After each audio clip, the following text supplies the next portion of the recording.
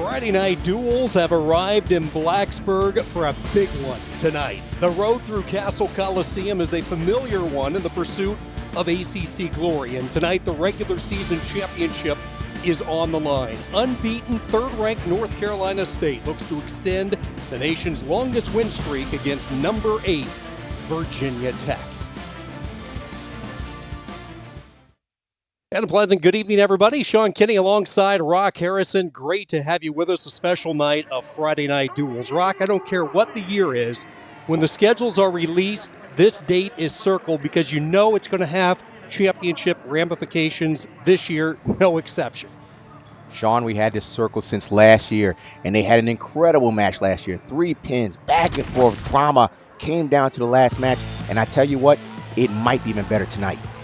4 points have separated these two schools the last 3 years. Now, NC State has had the upper hand. Remember, the Wolfpack won 3 of the first 4 bouts last year in winning 21-18 back at Reynolds Coliseum in Raleigh. But this is a new year, and when you look at this matchup tonight, 15 ranked wrestlers, 5 head-to-head ranked matches, and I know you love the one at Wrestling 125. fans, that is going to be the last match of the night. Jacob Camacho returning the ACC champion against the precocious freshman Sam Latona. I can't wait for that final match. But then also at 184, we're going to have a rematch of the ACC championship where we have Trent Hidley and Hunter Bowling. Trent Hidley would get in, but he could never finish because Hunter Bowling's defense was that good. The question that we have now, has Trent Hidley made the adjustments to get through the stellar defense of Hunter Bowling? We're about to find out in about an hour. Hunter Bowling, Trent Hidley, 2 tough guys. Bowling beat Hidley twice last year. Hidley has yet to get a takedown. We're going to look forward to that one at 184. It's interesting, though. We start at 133 tonight. Corbin Myers, the 6th-year senior for Virginia Tech. Jarrett Trombley, the redshirt sophomore for North Carolina State. We weren't sure who the Wolfpack would send out. The last couple of weeks, Ryan Jack, the true freshman from Danbury, has been Pat Papalizio's choice. But tonight they will go with the redshirt sophomore, the NCAA qualifier Trombley from a year ago. And look at that quick pick, and Meyer in on the quick strike. That was slick. But it's not just getting in, it's all about finishing. And Jarrett Trombley is doing a good job of locking around the hips.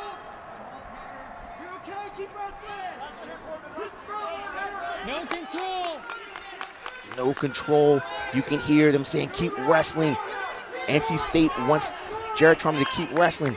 Look like we might get a stalemate here. No one looks like they can improve from this position. Jarrett Trombley 5-1 on the season, and he is successfully able to fend off the early strike by Corbin Myers. Good look at Trombley, went 20-9 last year.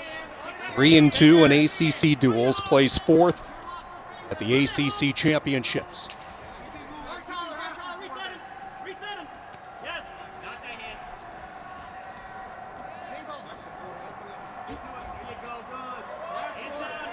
Corbin Myers has a quick hesitation shot.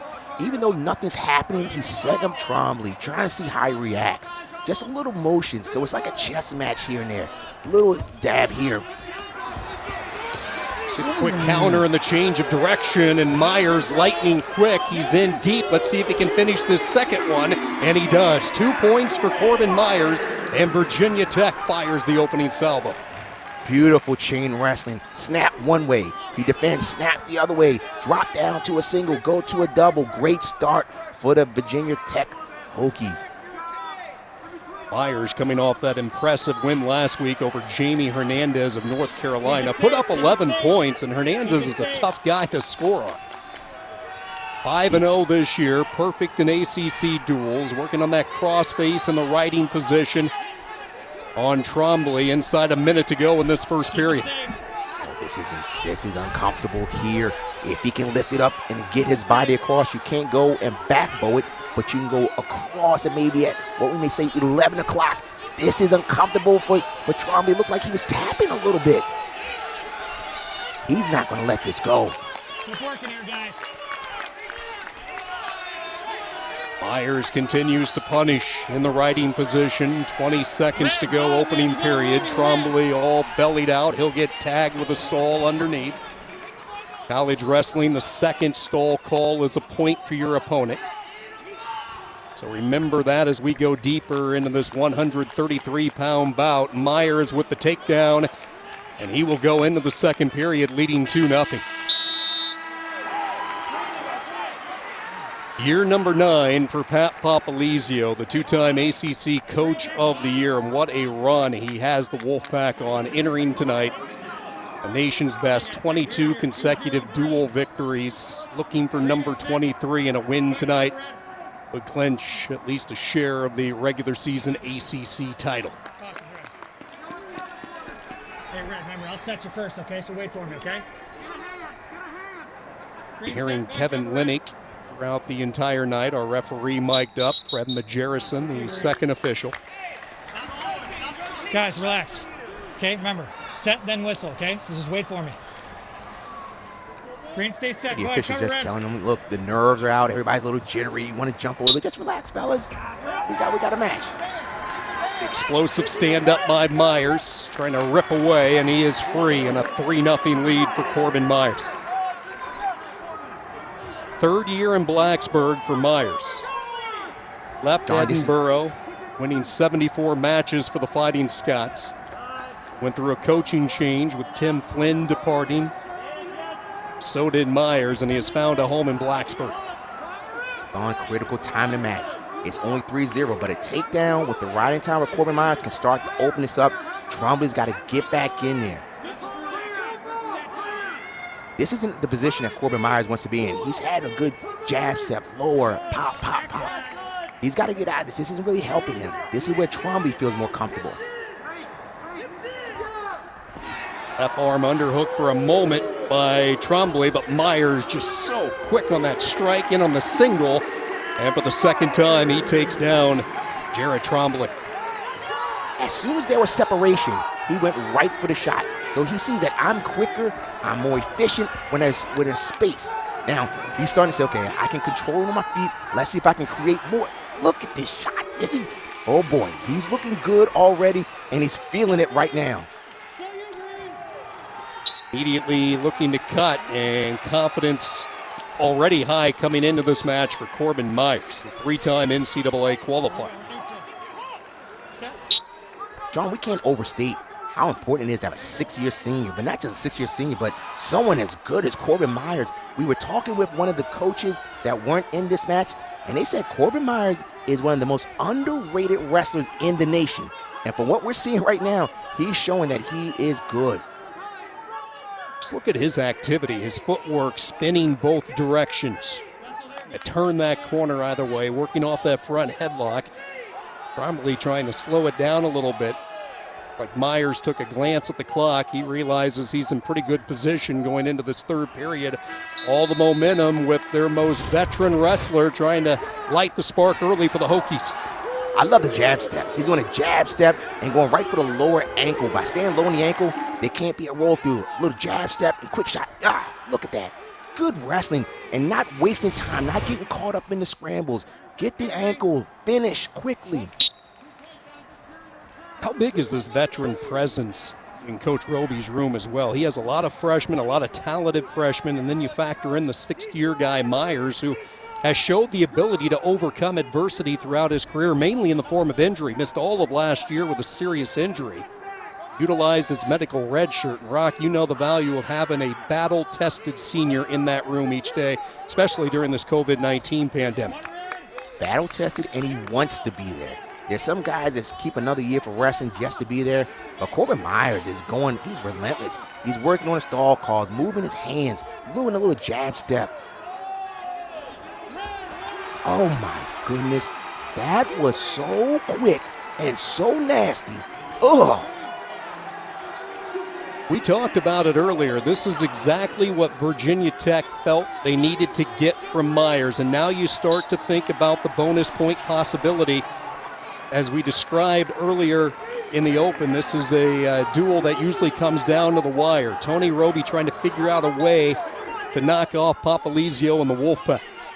two-time ACC Coach of the Year. Actually, the first coach in the history of ACC wrestling to guide his team to the ACC title in his first 2 years. Another shot by Myers, and he's in for 2. He has riding time locked as well, so he's into that major decision category, which would be a bonus point. 4 team points for Virginia Tech. He is looking so good on his feet. Crisp, clean, moving his hand, doing a jab step. Corbin Myers is showing off for the nation. Improve, guys, improve.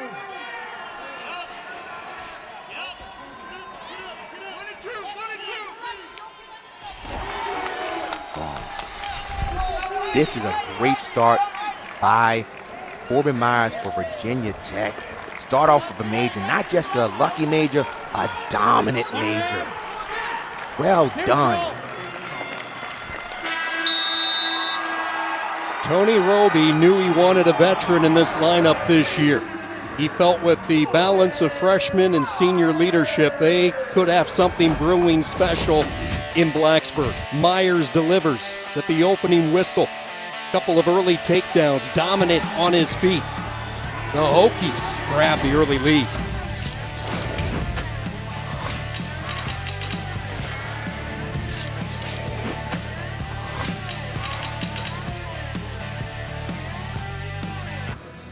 Pat Pompilizio has been able to string together solid recruiting class after recruiting class, and you see the end result. 9 ranked wrestlers heading into this duel tonight, a Wolfpack team that really had aspirations of making some serious damage last year at the NCAAs. Everybody back for Pompilizio, and it's a loaded lineup, and you see, Brock, why they are primed and ready to make another big, deep push come St. Louis next month. They were very disappointed, like many teams, about the cancellation of the NCAA. They felt that they were going to compete not just to place in the top 10, but to get a trophy. 141, Virginia Tech up 4-0. It will be Tariq Wilson, the redshirt senior for North Carolina State. Roby had a decision to make at this weight. He had a couple of options. He elects to go with his youngster, the true freshman, Sam Hilligus of Pittsburgh. North Hills product, a 4-2 record, 0-2 in ACC duels. This was a decision, Rock, that Tony Roby told us it was made less than 24 hours ago. He wasn't sure if it would be Hilligus or Colin Girardi. Sometimes you just know when you see your athletes compete in the room, just seeing how their week was. Did they have any tough classes or some things, any stress? But clearly Coach Roby felt good about Sam Hilligus, and he's not your average freshman.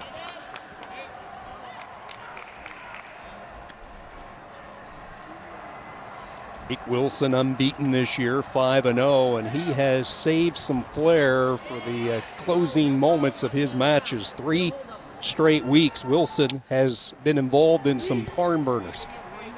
He's come out on top, beat Brian Courtney, rallied to beat Courtney 8-6. Gave up a late takedown on a headlock by Pitt's Cole Matthews, but he was able to survive that forced sudden victory. He ended up prevailing in the tiebreaker 7-5, and then last week, some late fireworks again and knocking off 10th-ranked Zach Sherman 9-6. No control. Yeah, something that Hilligus has done in kind of a shrug to what's called a Merkle. Make it a side headlock and try to get the leg in. But when you have someone as tall as Tariq Wilson, it makes it a little more difficult. He's going to pop his head, and Hilligus is good at scrambling, so he's going to try to pass the other ankle. But good job by Tariq Wilson here to get the first takedown. Yeah, there's some of that length that you were talking about. You saw him come right in on that double. Get the 2, and Hilligus underneath for the first time inside a minute to go. Quick stand up. Hilligus trying to rip that grip. The good mat return by Wilson brings him back down. And we will get a fresh start in the center. Now, in general, you get nervous when freshmen are on the mat. But historically, Pennsylvania wrestlers are good mat wrestlers. But when you have a 5th-year senior versus a true freshman, a battle-tested 5th-year senior, he has to move quickly and have chain wrestling, move after move, and not get caught. 3 freshmen in Roby's lineup tonight, including Hilligus. Plus, you factor in Mekhi Lewis coming back from the Olympic red shirt season ago. So this is a revamped Virginia Tech lineup, a Hokie squad that placed 5th at the ACCs last year. Very disappointing performance, and that certainly was used as motivation during the offseason.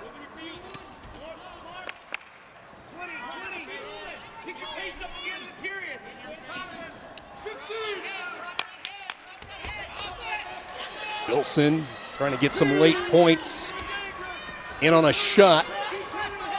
Clear his head, doesn't have a lot of time. Hilligus content to keep this position and avoid giving up further damage, and that's what he will do. Wilson with a 2-1 lead. So in this position, you have to get your ankles away so the guys underneath can't roll through. And because of the length of Wilson, Hilligus couldn't reach over to try and pass the leg across his body. Okay, guys, 2-1 red, second period.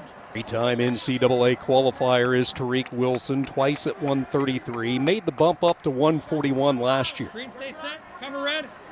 Looking to win his first ACC title. Later in the month, he's come up just short. Straight seasons of finishing as the runner-up.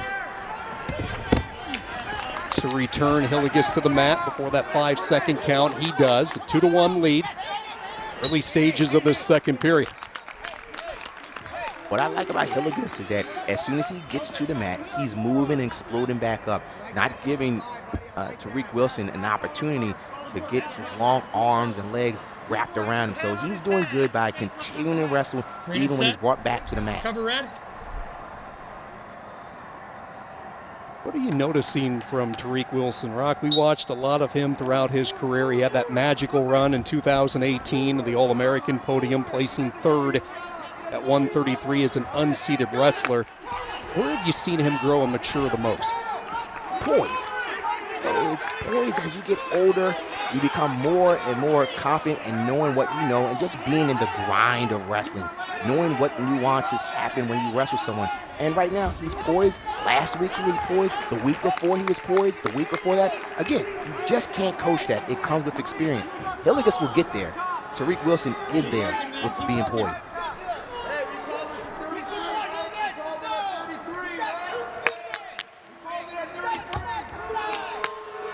I tell you, Sean, you can hear the coaches. They're ready. They're riding the referee already. Riding, just giving him grief. Hey, he's stalling. Hey, what happened at 33? This is different. You can hear right now. They're working the official. And then we got a stall call on the top wrestler. We knew it was a stall call on the top wrestler because they stopped the action.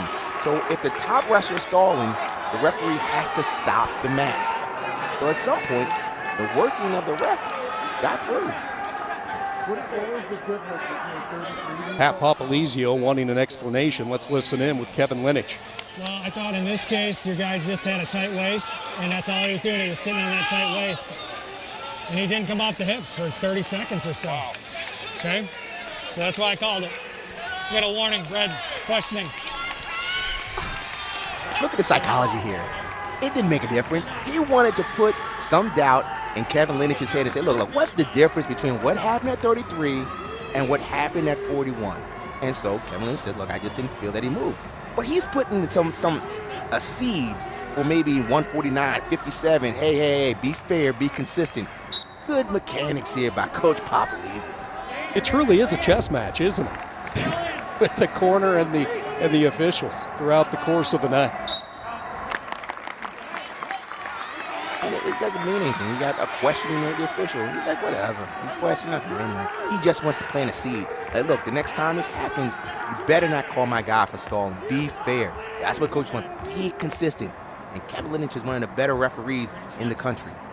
So let's put the pressure on Wilson now. He was riding that tight waist for a while. Obviously, that was not working. Kevin Linich did not like that. What do you want to see Wilson go to for the final 40 seconds? Well, you just got to move. Pop from one side to the other. You just can't lay parallel. You got to move to one side or just do some action. Let's not ride here, but good job. Look at the length. That's just a length. Little step over by the freshman. Looks like you make it a Peterson. Hilligus is close. They're saying that Tariq Wilson is still in control right here. 13 seconds left. Unbelievable. He didn't give up that. Peterson. John, we just talked about this poise. Poise. You can't coach poise. Tariq Wilson rides for the entire second period. Don't forget, next Friday, we're back in Blacksburg for our final Friday night duel on the ACC Network. 15th ranked Pitt will be in town to take on the Hokies. Friday night duels right here on the ACC Network and the ESPN app. We talk about being battle tested. And Tariq Wilson has been in there. He didn't panic, said, I'm not in Peterson, I'm going to give up. Let me start the belly down. He said, let me just continue to wrestle through this. And got the riding, rode him out for the whole second period.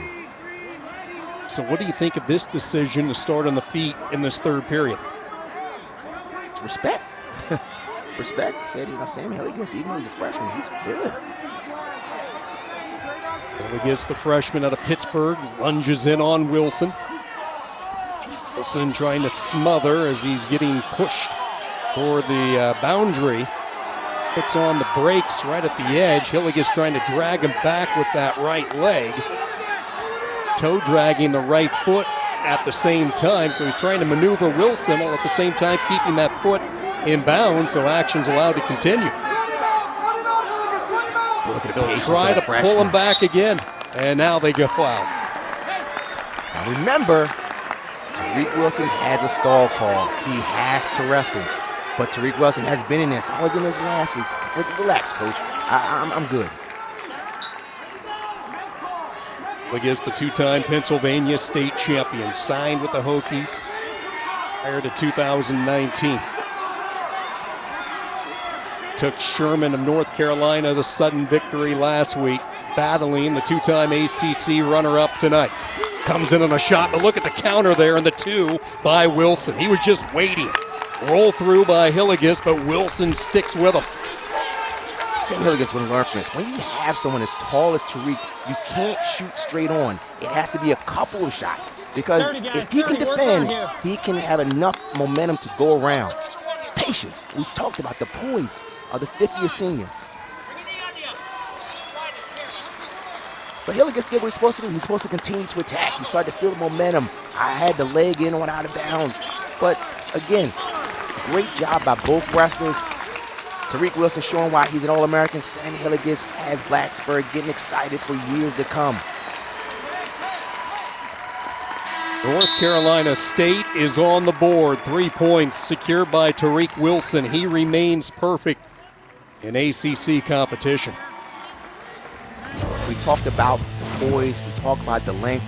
And he just did what he had to do. Being a strong wrestler, staying in control, making sure that Virginia Tech doesn't get out too early and gets the Wolfpack right on the board.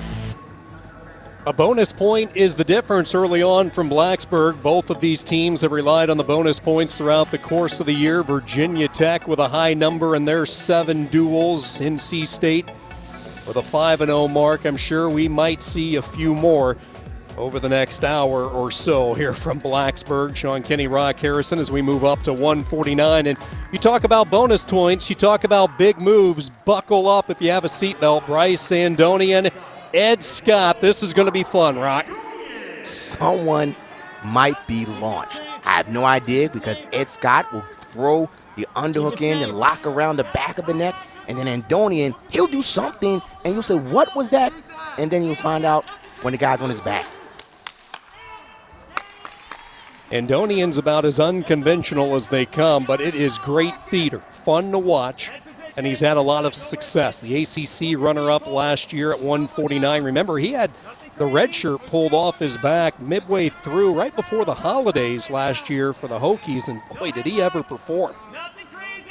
He called for Tony Roby and a bright future sophomore from Kirtland, traditional powerhouse St. Edward. Sean, I love it. The coaches said nothing crazy. They know something wonderful is about to happen. Yo. See that over-under grip by Andonian. Trying to get those hands locked in a position maybe to start a launch, but Scott not falling for that trap. And Ed Scott might be taking a page from the book of Austin O'Connor, how to wrestle inside trip. He's got the two arms locked, looking for the trip, and Andonian takes Scott to his back for a moment. Look at the freshman pop right back and get the reversal. Tied at 2, right on cue. Man, we just talked about it. Someone's getting thrown, and that was just the first throw. You know, before this mat wrestling, it almost looked like a Greco match here at 49. All upper body. That return by Scott. Roll through by Andonian. Scott trying to latch on, and another roll, and out of bounds they go. Back into the center, 2-2.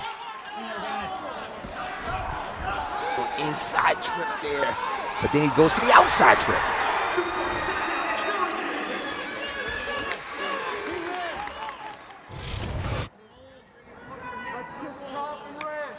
Ed Scott grew up in central Pennsylvania, Du Bois, Pennsylvania, very rural setting. Was made aware of North Carolina State thanks to the Hidley brothers and their path, Pennsylvania natives as well. Came in with an expectation to win right away, has a non-stop motor. You look at some of his attributes, and that was the first thing that Papalizio brought up was his motor, his engine.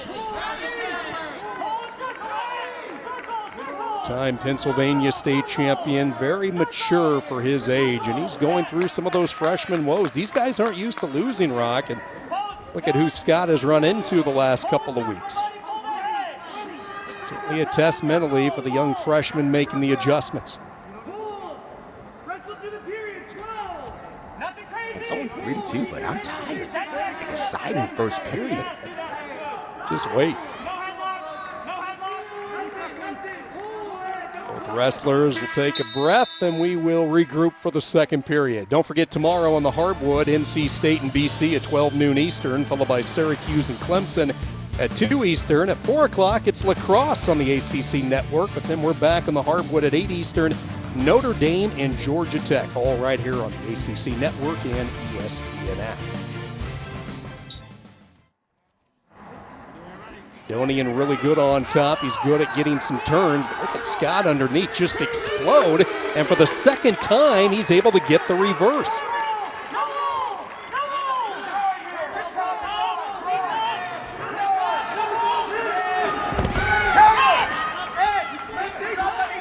Rock, are you surprised with Scott's ability to get away underneath and get the offense turned in right away? He's just staying fundamental. And again, that was the game plan and what Austin O'Connor did last week. How do you beat someone that's unorthodox? You stay to the basics. Look at this. A leg was put in, a little roll through. Don't panic. Learn like you did from Tariq Wilson. Just stick to what you know. Stay set. Cover red. The original plan for Ed Scott was to redshirt before the COVID-19 hit, maybe gain some weight, prepare for 157 following Hayden Hidley's departure and graduation. Papalizio, with Scott's talent, just saw too big of opportunity to put him in the lineup, just too good not to have him in the duels. He's in a battle with Andonian, tied at 4. We got less than a minute left in the second period. This next takedown for either wrestler is pretty important.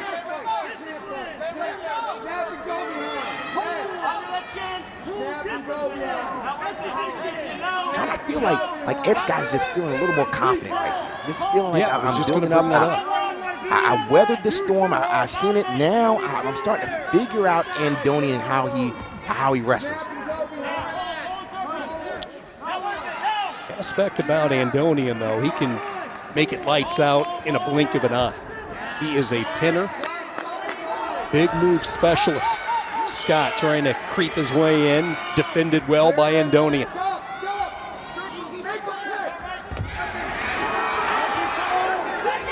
Andonian gets to short time wrestling toward the end of the period. Oh, you think you're in good, solid traction, and this is what Bryce Andonian does so well. Closes out the period with 2. and heads to the third period with the lead. This is just a feel. You do an outside trick, that's not what you're supposed to do. But my name is Bryce Andonian. I'll figure it out. And he figured it out. Get the takedown, ended the period on top. This is excitement. Cover red. Scott will try to add to his riding time total. He's at a minute 10 riding time, trailing 2 in this third period. Started the night at 133, third weight class here in this battle as Andonian pops away. He'll get the escape and a 7-4 lead. It's riding time is in favor of Ed Scott, so it's really 7-5. So Ed Scott needs to create the offense. Scott trying to stick in that underhook on the right side of Andonian. Now, when he sticks in that underhook, he's going to lock behind the head and either throw it to the left or the right, depending on where the hips of Andonian goes. Straight on shot. Here we go. And Andonian finishes it. Takes him to his back for 2.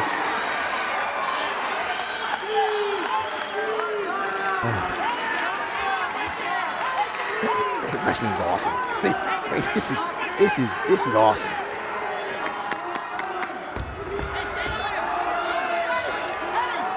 Andonian with a leg in. Leading by 5. Has wiped out the riding time as well. Scott trying to get to the safety of the boundary for a fresh start in the center. And remember, Scott has a couple of reversals. That's been his offense in this match. Here it is. He goes up, locks in the bear hug, and he cinches the hips and then steps over for a trip. Bryce Andonian is a little taller than your typical 49-pounder, so when he comes up for the double underhooks and locks the bear hug, he's so tall it's hard to get your hips away.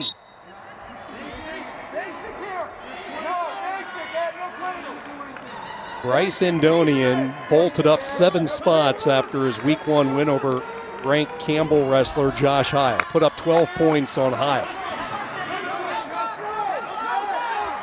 And now with the spotlight, the brightest in the critical duel of the year in the ACC, the runner-up from a year ago, Andonian, continues to perform for Hokie Nation.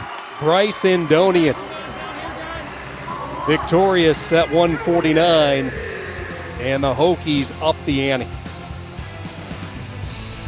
Andonian, the sophomore, pushes Virginia Tech out to a 7-3 lead early from Blacksburg.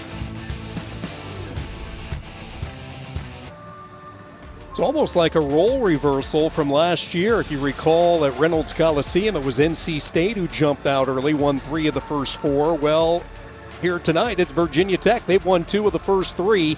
Hayden Hidley, a national championship contender, will try to get the Wolfpack back on track. The 3-time All-American looking to become NC State's first 4-time All-American. He's never lost in ACC competition.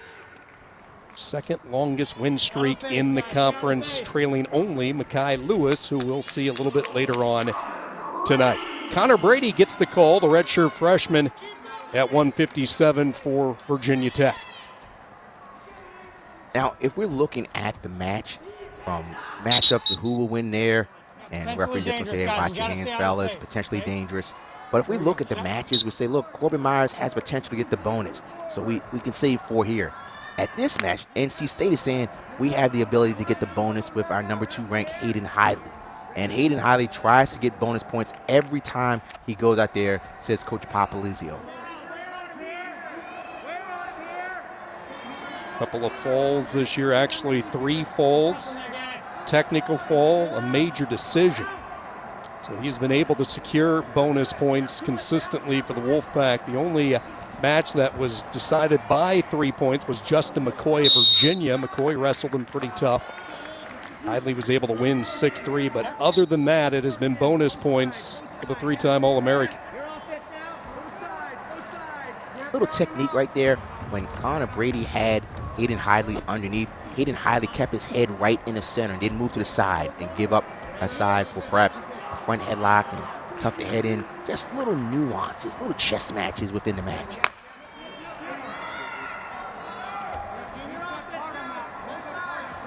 Brady is a young wrestler for Virginia Tech that is getting better. You can just see his confidence building. We'll see what happens tonight with Hidley, but this is an athlete who really didn't wrestle a lot last year. He was hurt. He was limited to just 2 open tournaments.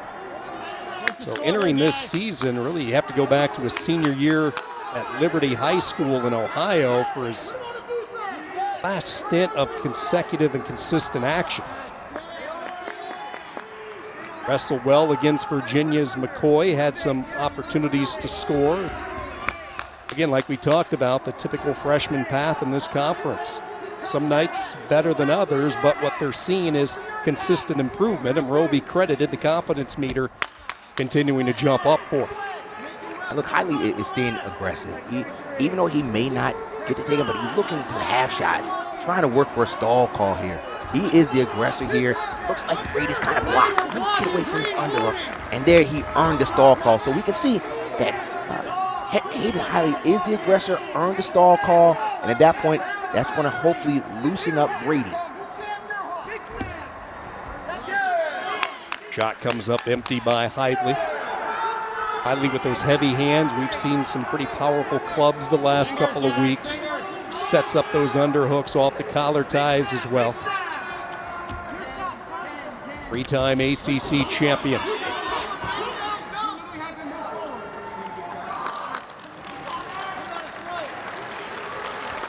And a stalemate after 3 minutes. ACC women's hoops better than ever. Sunday at 2 Eastern, 4th-ranked NC State travels to Chapel Hill to take on the Tar Heels. It's all right here on the ACC Network and the ESPN app. What a winter sports season for the Wolfpack. The women basketball team dominating, the wrestling team continuing their success.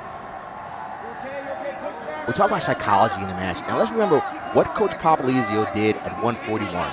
He brought over the head official and said, look, how's that stalling? You know, he just got in there, got his little warning for questioning the official. Now, this is when it comes to play in this match, where you have someone that's heavily favored, like Hayden Hidley, against someone that may not be as favored to stay close match. So he's going to be working the official saying, look, let's be consistent. Call it fair. Popolizio has watched 2 of the winningest wrestlers in program history come through during his tenure. We talk about Nick Gwizdowski and what he was able to do, the big, powerful heavyweight for the Wolfpack, and Hidley right on his heels as far as winning percentage goes. They're going to call potentially dangerous. That was a shot to the face, so that will be a point. And it's Hidley with the 1-0 lead. Well, I think what happened was earlier in the match, there was hands to the face, and the official said, hey, that's potentially dangerous. You do it again, it's going to be an illegal hold. And so that's how Hidley got his points, and now he's in for the takedown. Now he's got to bring it to the center. Baseball grip, work him back slowly. And what Brady has to do is fight hands, fight hands.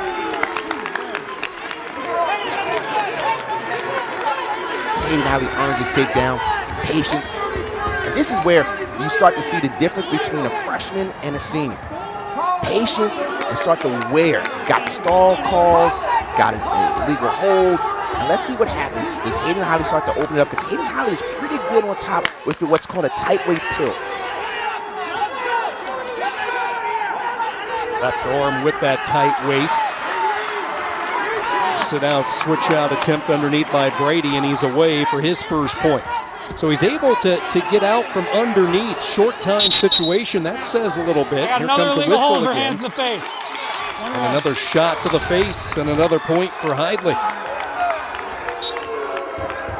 And here's a takedown. Walked him back, pulled the arm out, and got the takedown. Now, you may say, hey, that's ticky-tack, but the rule book states if you put your hand in that triangle area for where the eyebrows is, down to where your nose is, top lip, you put your hand there, that's an illegal hold. So we got warned as potentially dangerous.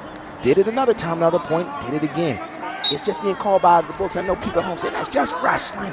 Hey, let's stick up to the rules. Hidley starting to flex his muscle, create a little bit more separation. Brady gets the escape, 5-2. Another wrestler with riding time. It's not a factor, so it becomes a match on the feet here for the final 90 seconds. Brady in on a shot, that sweet single kind coming around the outside. Look at the freshman, wrestling tough for Blacksburg. He's going to try and pull up the leg, get behind the knee, reaching. And what Hayden Howard's doing is stuffing the head. And what Brady's going to try and do is block the knee and get to his feet. He's blocking the knee. He's going to keep pulling up, just like you're hiking the football. Bring that in. Oh, sneaky by Hayden Hiley to whip out of that. Now he gets the takedown. Oh, Sean, that's just experience. Brady's going to learn from this, but he didn't panic. Hayden Hiley did not panic and got the takedown. Still red. Still red. One green or neutral.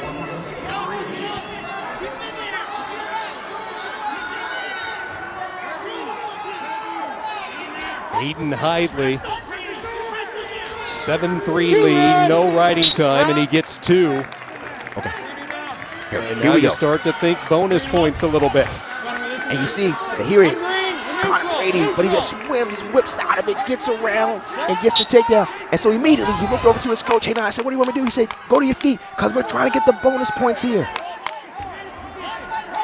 Hidley looking for a couple more takedowns, leading by 5, trying to get that extra team point for the Wolfpack. Connor Brady just needs to cinch something and just hold on right there. He needs to cinch it, but look at this. He gets back to his feet. Hayden Howley's working hard for this takedown here. We've got 5 seconds. We don't like to say cliche, but moral victories for Connor Brady against the number 2 ranked wrestler in the nation. Well done by Hayden Howley. Staying composed, worked hard for the main decision, didn't get it. We still got a good match coming in. Hayden Howley, your returning ACC champion, trying to get NC State the win. Tab Thacker, 1984 NCAA heavyweight champion, 4-time ACC champion, first wrestler to do that at NC State, was a perfect 31-0 his senior year, and after his wrestling career, appeared in multiple movies, most notably Wildcats as Finch with Goldie Hawn, Wesley Snipes, and Woody Harrelson. Sadly, he passed away at the age of 45 in 2007. Then you have Darian Caldwell, 2009 NCAA champion at 149 pounds, most outstanding wrestler that year, a 2-time All-American in 2008 and 2009, his MMA nickname, The Wolf. And who we're about to see, Makai Lewis, 2019 NCAA champion at 165 and 2019 most outstanding wrestler, Makai Lewis. Black history always is a celebration of black excellence and black contributions within American history. It's a consistent celebration that extends way beyond the month of February. It's an invitation to listen, to learn, to explore the black and African American experience in sports. 165, Makai Lewis. 2019 NCAA champion, the first ever champion at Virginia Tech is crowned. He took the Olympic red shirt last year. He was still around the Hokie wrestling room, but training for the Olympics. But now he is back, refocused, trying to get back on top, win his 2nd national title in as many tries. Thomas Bullard is not intimidated. He and his brother are the same wrestlers regardless of who they wrestle. They're going to be in your face, tough. They know their limitations, but they also know their strengths.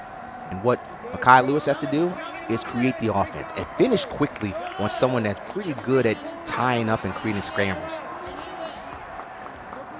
These two wrestlers are familiar with one another. They met twice back in that 2019 season, once in the duel and then once in the ACC championship. Both matches won by Lewis. 7-4, 11-5 the scores. So Lewis has had Bollard's number, but as you mentioned, Rock, Thomas Bullard is the guy, if he gets on top and his ability to ride, he can be dangerous. 3-time NCAA qualifier. Did you see how quickly he lowered his level? I mean, just nothing happened. but it just goes back into your mind, okay, he responded this way. What am I going to do the next time I lower my level? That's the great thing about wrestling. It's so many little things that are happening within the match that we're watching as viewers.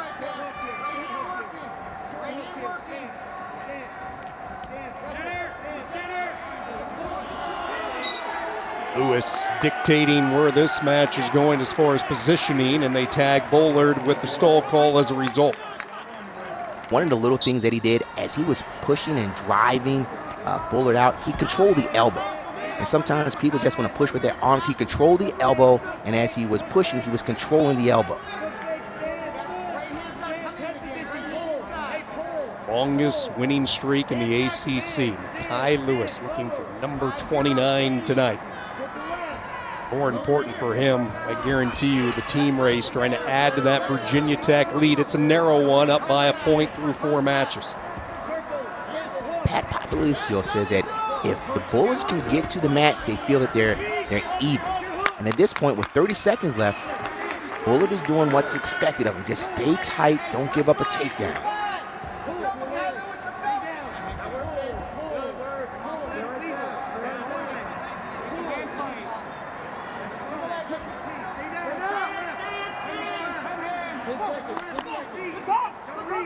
So, Sean, here's the question. We know the Bullard is tough on top. We know Mekhi Lewis is returning national champion. Is Bullard going to take top? Is Mekhi going to go underneath? Let's see what happens here. So the choice is green. And so Mekhi says, all right, let's see how good you are on top. I'm going underneath you. I'm going at where you are strongest on paper.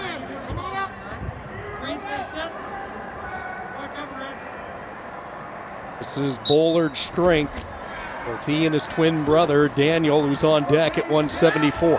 Quick stand up by Lewis, and he is away. So an early statement by Mekhi Lewis. He gets the point. Not even 10 seconds of riding time from Bullard.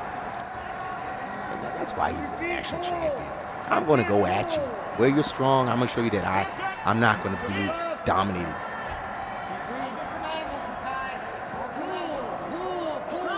Mekhi Lewis captured the heart of the country in his run in 2019. His parents watching him every step of the way as he knocked off Vincenzo Joseph. Denying Joseph a chance at a 3rd straight national title. He entered the NCAAs that year as the 8th seed. He knocked off top seed Alex Marinelli, Evan Wicks, and then eventually Joseph to claim Virginia Tech's first national championship. And you look at it realistically, Rock, when you factor in the return of Lewis and Hunter Boland, who we'll watch at 184 later on. Roby has 2 national championship contenders as Lewis shoots in. Saw that stall hand go up as well against Bullard. So that should be a point for Lewis, and he'll get the 2 on the takedown as well. Second stall call, remember it was Bullard who stepped off the mat earlier, so it will be 4-0 Mekhi Lewis. Staying aggressive and offensive is always advantageous. And so at this point, he got the stall call and the takedown, so it's really a 3-point move there. Look at that, just the toes in bounds. I'm going to continue to get the riding time accumulation. So what Mekhi did, he popped his head to the outside, went through the middle, got the stall call, and he did not let Bullard get on like a leech. And Bullard is pretty good for his position, but Mekhi Lewis showed he was better.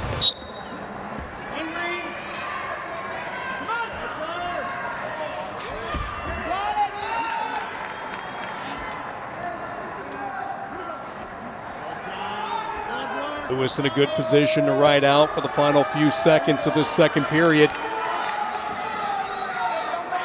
Crossface, content to go up 4-0 on Thomas Bullard. There's Keith and Charlotte.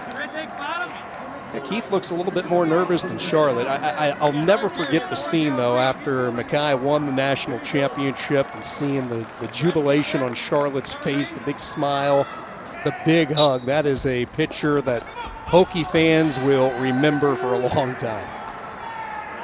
Mekhi's father was doing like every other father. When your son is wrestling, your nerves are all over the place.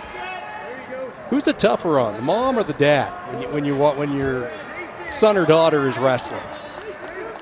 Good question. No answer. How about for you? I don't want to embarrass my parents. 4-0. Lewis continues to ride. Mekhi Lewis, unbeaten this year. He's coming off a narrow win last week over Kennedy Monday. It's a 4-3 win by Lewis against the explosive Tar Heel. Do you know what statement this is that Mekhi Lewis, he's saying you all are supposed to be good, meaning the ball is on the mat. I got out in 8 seconds. You're going to go underneath me, and I'm going to ride you. And he is just showing, just not physically, but mentally, he's just showing that I am going to dominate in all areas. Bullard trying to get up to his base, trying to get up to his feet. The pressure being driven down by Mekhi Lewis back into that deep waist. Smothering performance by the #1 ranked wrestler in the land.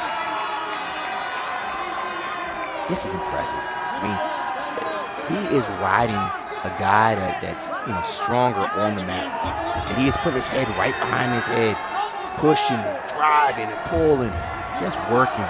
And at this point, it becomes a point where he doesn't want to give up the point. It's not about giving up the point, and it's 4-1, 5-1, riding time secured. It's to the point right now, like, I want to make a statement that you're not going to get out. Red, stay set. What a year 2021 could be for Mekhi Lewis. Looking for a second national championship. He'll be trying to get a spot on the U.S. Olympic team at 74 kilos. Qualified for that weight last year. Remains qualified this season after a second place showing at the U.S. Nationals. Pretty good competition to knock out at 74 kilos when you think about Jordan Burroughs and the rest of the crew there. But Mekhi Lewis, special young man for Virginia Tech wrestling. And the Hokies will go up 10-6 in this critical duel with North Carolina State. Not aesthetically beautiful, but certainly dominant. What a great job. The national champion going out, doing what he's supposed to do. Take down, escape, ride. Puts the Hokies back in the lead.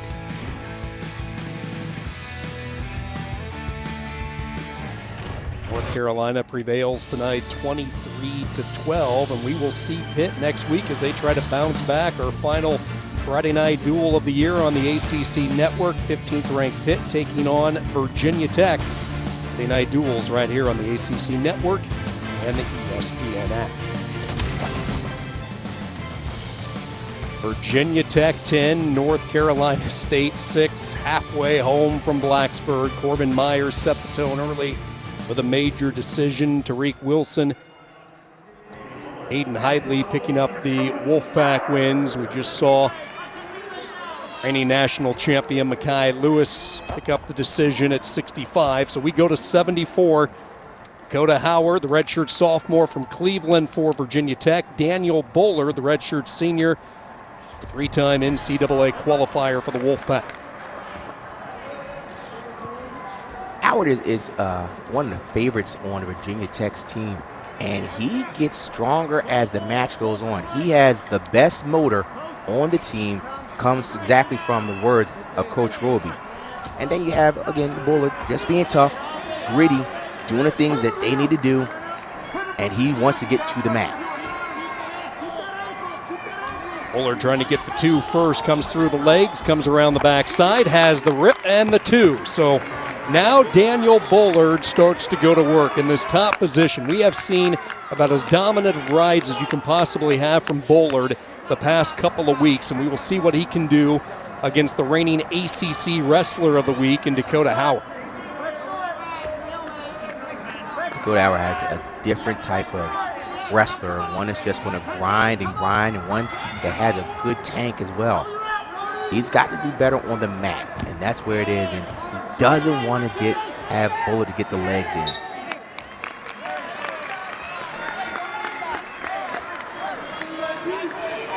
Coach Roby says we just got to get Howard to the second and third period. We get him there with a nice, comfortable comfortable striking distance. They feel good because of his gas tank. Quick glimpse of Tony Roby in the corner for Virginia Tech, given a 3-year extension during the offseason by athletic director Whit Babcock. Keep him in Blacksburg through 2025. Well-deserved contract extension. Job he has done. Kevin Dresser left Blacksburg to pursue the opportunity in Ames and guide Iowa State. Roby, the longtime assistant, keeping Virginia Tech strong.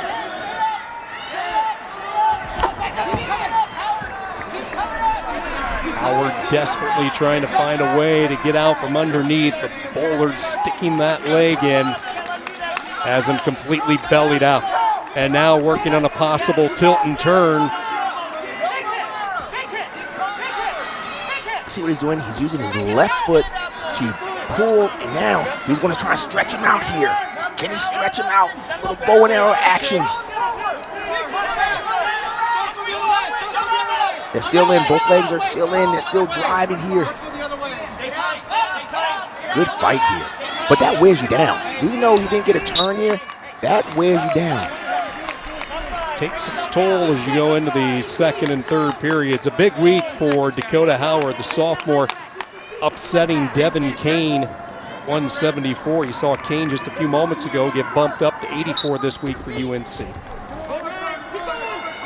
I loved how Tony Roby described Dakota Howard. He has a lot of will, relies on will more than skill. That showed was some big. of that will underneath. That was able to get away. Yeah.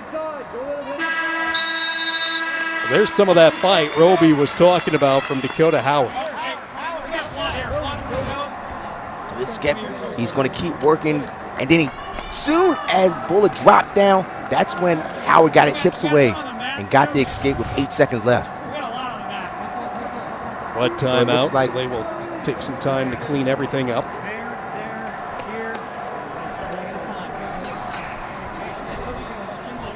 Seen one Hyde lead tonight. Now we've seen the two Bullards. All pipelines, both from Georgia and Pennsylvania, finding a home in Raleigh. The Bullards from the Atlanta, Georgia area, Lawrenceville. See the damage they've inflicted throughout their career. Critical components for the success and the rise of NC State wrestling. Same can be said for Hidley, Trent Hidley. It's his second year. What he can do tonight, one of our anticipated matchups with Hunter Bolin at 184. Speaks a lot about a wrestling room when you get the brothers to come back like we've seen just at NC State, but you can say the same for Virginia Tech with the Epperleys throughout the years. It's good to see. Action back here in the second period. Bullard with a 3-1 lead and a scramble now.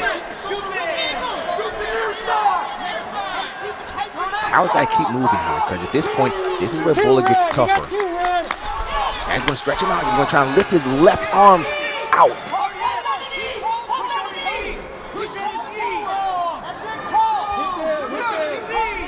You hear the coaches, they're telling Dakota Howard to crawl like an army crawl when he did when you were in elementary school. He said crawl forward.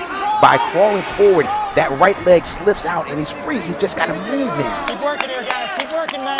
Easier said than done when you have a leech like Bullard on you. Stay basic, stay basic. Keep working it.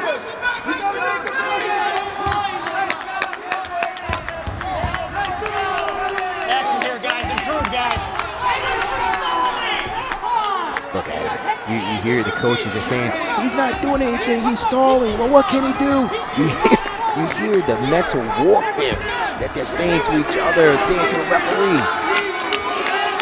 But the appearance is that Bullard is doing more. When you have your hands out like that, it's just not looking good. Face down on the mat, looks like you're not doing much of anything. Action, guys. Action. All that pressure in the upper half right now on the back of Dakota Howard. Another match featuring a mountain's worth of riding time from Daniel Bullard. Already over 3 minutes. And he earned He just smothers you. That's not what you can do here. John, I love this. I love hearing what the coaches are saying. Hit him again. He's not improving. He's not doing anything.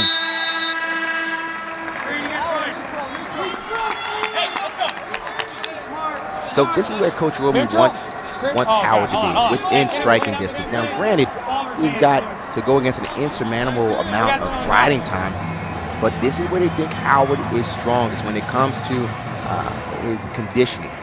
But when you get a little time like this, because what's happening is there's still blood for Bullard. There is no blood time in college. The referee says it's my time for blood. And that means you can go on and on and on until the blood is stopped, or what's called curtailed. So really, there is no limit for cleaning up or stopping the bleeding. So it's not blood time, it's the referee's time, but it's for blood. Try to corkscrew that blood drip from the nose of Daniel Bullard as we get ready for action to start this third period. Howard and Bullard on their feet. Virginia Tech leading by 4. Bullard sprawls. Howard comes right back on the top of him. Got hip pressure. Driving forward from Dakota Howard as he makes his way back up to his feet. That underhook still applied for Bullard, but Howard was able to disengage, and then Bullard submarines his way in. No control. Position to get 2. No control. Nice low single. Nice low single. So here's the question. Do you let Howard go and make it 7-2? You got the riding time and try to get a takedown. It looks like that's what he's going to do. No, there was no engage. So here we go. Riding time secure, so it's essentially 8-2. They're looking for a good shot by Howard, but better defense by Bullard. He's working hard to get a major decision here and end the match to a top. This is important. This is important. Bonus points are critical here. 45 seconds to go, third period. Again, for the second time, Howard shoots in. This time he's going to elevate the right leg. Roll through attempt by Bullard. Another scramble. Let's see if Howard can get a lay 2. Bullard has that leg go underneath. Looking for a Peterson. He's going to get the 2. Whoa. Daniel Bullard. Gut check right there. But now, so he's just going to hold on and get the stall call. Stall call. All right, so what happened was the official said that Daniel Bullard dropped down and did not work up. After 5 swipes, it's an automatic stall call. So it's a fresh start. Is that beneficial for Howard or Bullard? Right now, Bullard has a 10-2 lead, which means it's 4 points for NC State, which would actually tie the team score. Howard has got to get up to take away the bonus points. Oh, you're falling right into the breadbox, though, of Daniel Bullard. To ride a wrestler for 13 seconds is what he has made a living on throughout his time in Raleigh.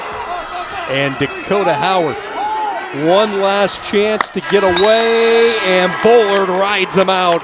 And a huge bonus point for the Wolfpack as we are even after 6 matches. You always look to your veterans. No one better throughout the years than Daniel Bullard on top, riding his way to victory, pulling the pack even with the Hokies.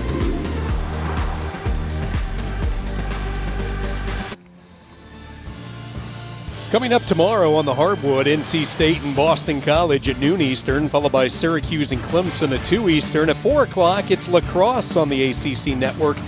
We'll be back on the hardwood at 8 Eastern for Notre Dame and Georgia Tech. It's all right here on the ACC Network and the ESPN app. It would not be Friday Night Duels without the rock camp and the emotion from my buddy sitting, I would say comfortably, but you never sit still. So I'll say moving around comfortably, and that's nothing. Just wait till we get to 125. That's really when rock gets going. But he might show some emotion at this one. 184. This is our marquee matchup tonight as you have 2 national championship contenders, 2 wrestlers in the top 5 squaring off for the 3rd time. Trent Hidley, the redshirt sophomore, has never beaten Hunter Bolin. Bolin has defeated him twice. Low-scoring affairs. And Rock, this is going to be a steady dose of underhook after underhook. Who can get to those underhooks and set up the offense? Underhooks, positioning, and patience. Both guys are very solid from underhooks, and they wrestled twice last year, knowing that it's going to be very, very strategic, and patience is going to be the key here. Hidley has never secured a takedown on Hunter Bolin in his 2 losses. They've been low scoring, 2-1 in the ACC championship and then 3-1 in the duel. But Hidley has showed offense in his 3 matches. Remember, this is a sophomore coming off that emergency appendectomy not that long ago. He's able to make a quick turnaround, get back on the mat. He has scored a lot of points so far in his 3 duel wins. When you watch film on Hunter Bolin, he snatches the left leg of his opponents. He doesn't put his knee to the match. He just kind of lowers his arm and snatches it. That keeps the opposing wrestler from scrambling or getting rolling. And if he doesn't get it, he doesn't lose any position.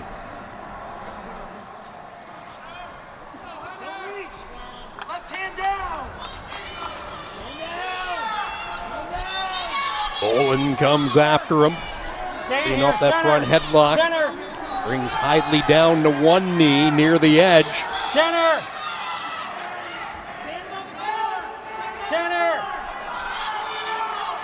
Bolin repositioning a little bit. And Hidley's able to scoot out of bounds to avoid any damage. Bolin unbeaten this year, 6-0. Couple of bonus point wins this season. Won the ACC title last year. Utilized his red shirt in 2019. It was a loaded Virginia Tech room that year. David McFadden, Zach Zavatsky, all in that lineup.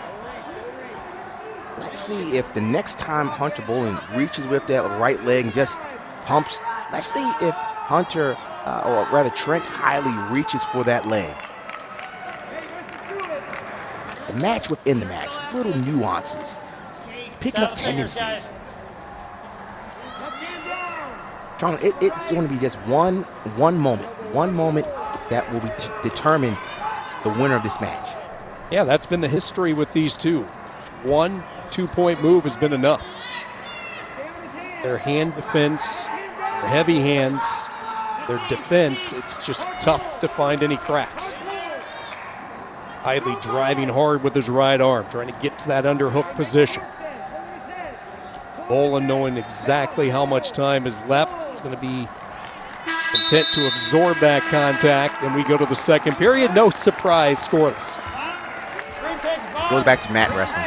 College wrestling is all about mat wrestling. Certainly being on your feet is important, but separation, especially when you get to the national championship level, all-American level, it's all about mat wrestling. Can I just hold on long enough to get the riding time? Can I get enough? Can I get an escape fast enough to not give up the riding time? And a quick escape from Bolin. 5 seconds in, he's away, and Hunter Bolin with a 1-0 lead. Left hand's down. So, Rock, you mentioned the leg for Hidley. If you think he's going to get in on the attack, you're still thinking it's going to be dropping down off that hook into that single. You see that as an opportunity here for him. It's a safe shot. You know, if Hunter Bolin continues to step hard for like that, as soon as he steps hard, what Hidley needs to do is attack that. So when he sees him, he needs to attack not with his leg, but attack with his shoulder.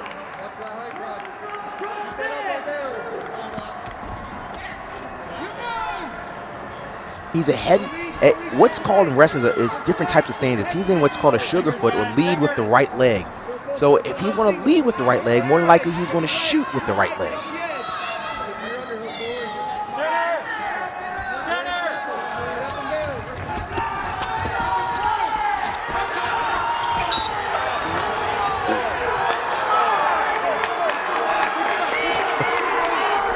You can hear Virginia Tech fans saying, "That was a stall." Coach and referee Lynch, nope, it was just action. Can you imagine a full house inside the Cassell Coliseum? 1,000 voices would have been yelling stall right there. My imagination, I hear them right now. We're hearing it. Hard action here. 30 seconds to go in this second period. The escape by Bolin. Hidley will have a chance to get the equalizer in the third. It's a battle of wills right here. I'm going to fight for inside position. I'm going to push you. I'm going to try and circle so I don't get shot off the mat. Ooh. Ooh. Bolin with a last-second change of direction, nearly whirlwind his way to 2. Maybe a slightly early whistle there.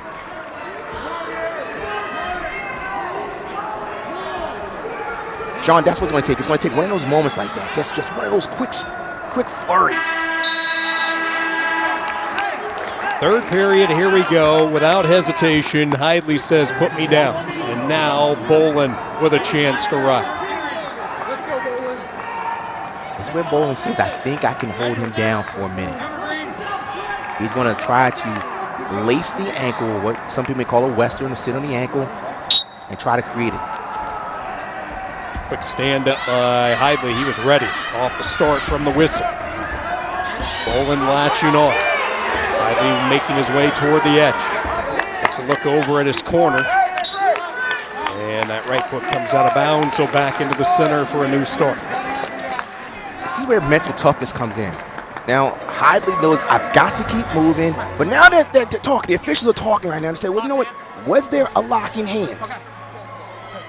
So, exciting right here, fans. So, NC State threw the brick. Each team gets 1 brick, or when they said I can question a call, or what's called a video review. Apparently, NC State thinks that Hunter Bolin locked his hands while in the control position. You cannot do that. If that's the case, that'll be 1 point for Trent Hidley, and he's still down, meaning that he can get out. So what they're doing, they're looking to see, was there locking hands? Let's take another look. So Hunter Bolin is in control. He's trying to bring it down. The arms are around. Is he down? Ooh, that looked like locking hands. There's no reaction time for locking hands. Now, maybe they saw something I didn't, so they're looking at it again. Not the best angle to see from here, but right around when he starts to go for a switch, the knees are down, hands are locked. I think that was a great brick call by NC State for locking hands. Let's see what Kevin Lennon says. After video review, the ruling on the mat stands. There was no locked hands. Wow. Wow. So, Rock, the reason Kevin Lenich, Fred Majerison, that knee was down when the hands were locked, correct? I'm surprised. I guess that's why I got fired as an official, because I would have called that locking hands. That's why you're in the broadcast booth with me, right? All right, stand up, brought right back down. Bolin brings Hidley down. Third period ride, pivotal. Hidley needs to try to figure out a way to get out from underneath, and he needs to do it in 28 seconds to avoid that riding time point. This is mental toughness. Can he do this for another 4 more times? Because Trent Hidley is going to continue to stand up, and Hunter Bolin has to continue to bring him to the mat.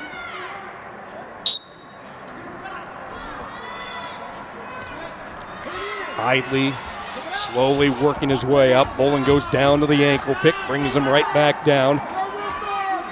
Keep an eye on that clock, lower left-hand corner. Wrestle here, guys. Wrestle here. Riding time at 45 seconds, and a referee start back in the center. What would you like to see Hidley change up to underneath off the whistle? Try something Well, he's leaning different. towards him. He's leaning towards him, and in leaning towards him, he's trying to look at. He's looking to his left to block off. And he caught Cut the off hand. that hand from coming in. Talking about Bolin's hand. Hidley trying to figure out a way to get loose, but look at the persistence from Bolin, and Hidley still not away. Bolin has that riding time, so he finally gets out, but Hidley's going to need a takedown in the final 45 seconds with that riding time.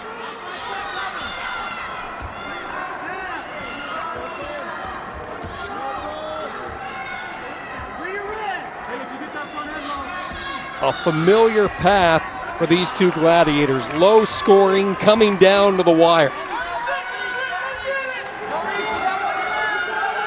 Not one single takedown. A pair of escapes, and will it come down to riding time? Hidley certainly hopes it won't. Right side underhook. Hidley looking to scoop the opposite leg. We're down to 5. Hidley drops in for 2. Toe dragging the left foot. Let's see if they give it to him. No! Oh, my goodness. Now, the toe drag here was control established with the toe in. Oh, it's just out. When we talk about the game of inches, that's like a game of centimeters. That was sneaky close. And remember, NC State can't challenge because they lost their brick earlier in this match. And you know what? That as I think about it, the locked hands, you do have reaction time. So that was the right call because you do have reaction time with locked hands. Oh man, what a mentally tough match by Hunter Boland to win this and keep this a close match. Excellent wrestling with Virginia Tech and NC State.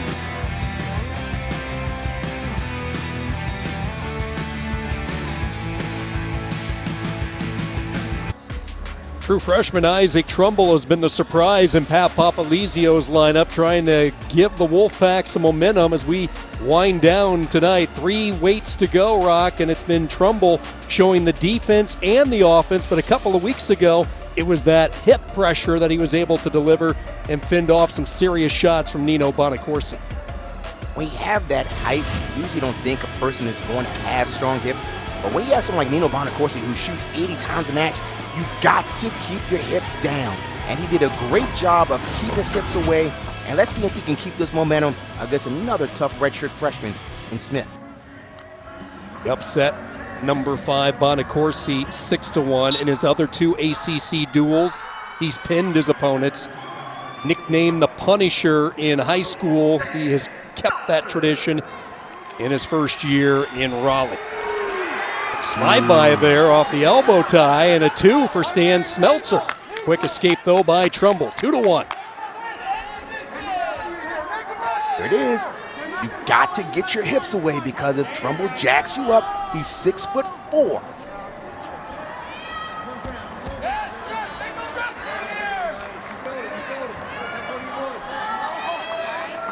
Isaac Trumbull won a couple of state championships wrestling from Millard South, suburb near Omaha, Nebraska. Grew up in Springfield.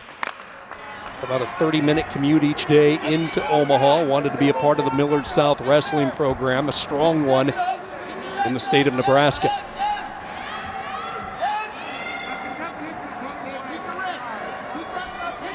See that Greco background, a double All-American in Fargo in 2019. Not just Greco, but also freestyle as well.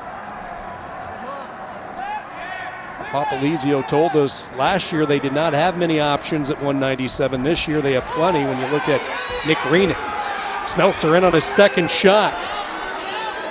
Can he finish, though? You're seeing those hips. Told you about them in the open. Was able to fend off Bonacorsi. Can he do the same here with a deep shot from Smeltzer? Smeltzer is a strong individual. So Trumbull might be trying to put Smeltzer in what's called a danger position, from a neutral position. But at this point, he's not there, but he was looking maybe to get danger.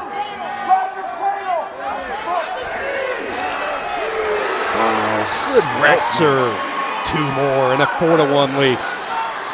Hunter, this is deja vu. Matt Shaw was up 4-1 against Trumbull last week as well. Trumbull took him right to his back, pinned him with a second to go in the second period. Trumbull takes a look up at the clock.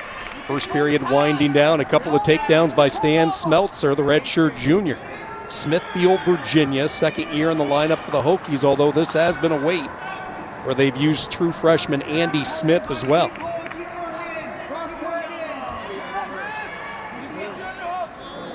Smeltzer bumping up a weight a year ago, moving up from 184, so a second year at 197.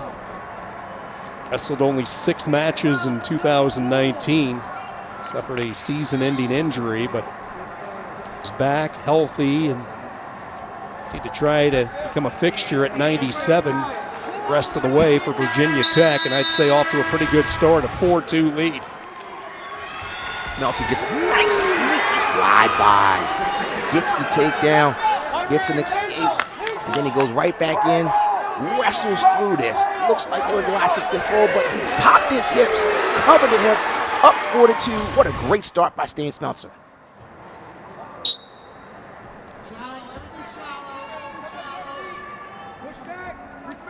Smeltzer dropping off to the right side of the body of Isaac Trumbull, and Trumbull has no troubles getting away. 4-3. Collar tie applied by Smeltzer. A couple of takedowns in the first period. Smeltzer, nice high C. He threw the arm away, but here's where the length causes a problem. Smeltzer's trying to cut the corner, meaning get around, and then the length is causing a problem for Smeltzer. But Smeltzer's so strong, he's trying to suck it in. Ooh. Two wrestlers continue to cartwheel around in the center off the high crotch. Initial shot by Smeltzer. No control, 2 red. And the length of Trumbull, and he grabs the lead. 2 points for Isaac Trumbull, 5-4. And if you're Smeltzer, you're thinking, man, what do I need to do? He was in deep on that high C, like you said. Just couldn't cap it off. Tries a Granby, but Trumbull stays with him. Now popping through a little bit of life from Smeltzer, if he can clear his left leg. Now trying to kick his way out. So the referee is counting the 5 count. 1 green. Smeltzer is clear, tied at 5. This is good. This is good, fans. Stan Smeltzer hasn't really started too often this year. And now he's coming back against the hottest wrestler in the ACC, Isaac Trumbull, and he's wrestling tough for the Blacksburg fans going into the third period. Pull that sleeve up, please. Let's cover that up real quick. 14, Carlos join here. mindset here, mindset. Okay. Basic wrestling. You hear the coaches saying mindset. I mean, stay tough here, nothing crazy. Oh, partner, we're going in third period in a tight match like this. Fingers, Critical guys, match fingers. here. We got 2 minutes to try and figure out this 197-pound match. So just scurrying, holding on tight, fighting it, gets the takedown, reversal for Trumbull.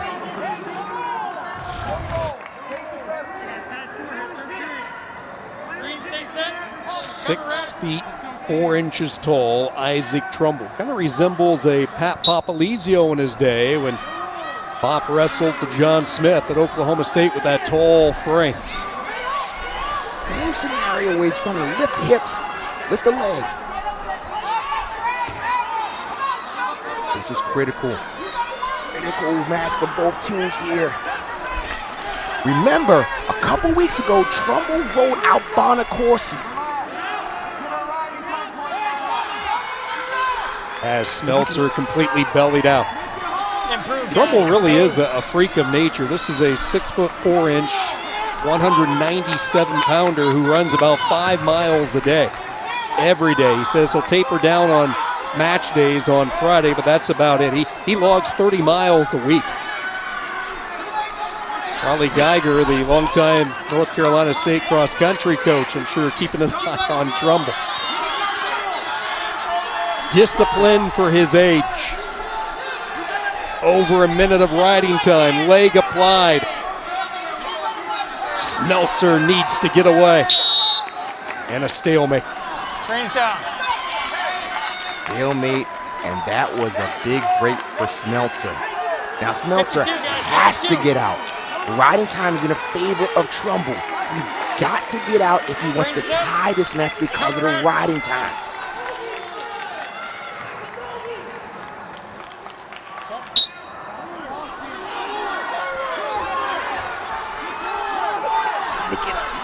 He's trying to fight here. He's having a problem with the length. He's got to push that leg away from him. He's trying to get his hips higher. He's got to swim. He's got to swim. Just put your arms and start reaching for the head. But the length is a problem.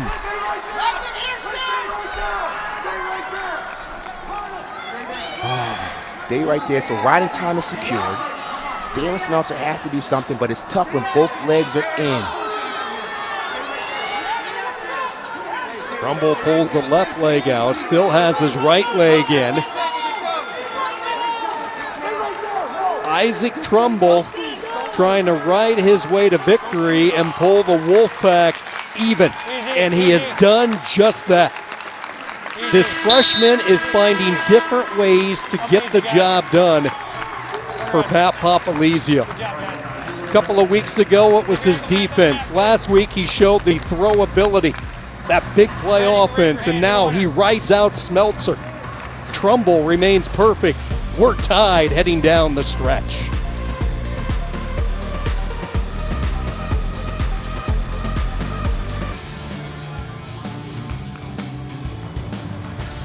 There is a lot on the line in Blacksburg as we head down to the final two weights. You see NC State 22 consecutive dual victories, the longest in Division I. Iowa sitting at 16. Pat Papalizio and the Wolfpack looking for their fourth consecutive regular season title. And we are deadlocked at 13. The heavyweights and then the lightweights to close it out tonight. John Borst. They go with the redshirt junior, Virginia Tech. Stevens City, Virginia. Deontay Wilson, ranked 18th. Junior unbeaten this year at 4-0. Brock, opportunity for Virginia Tech. We weren't sure if they would send out the true freshman Hunter Katka or go with the veteran Borst, and Roby likes his chances with the veteran.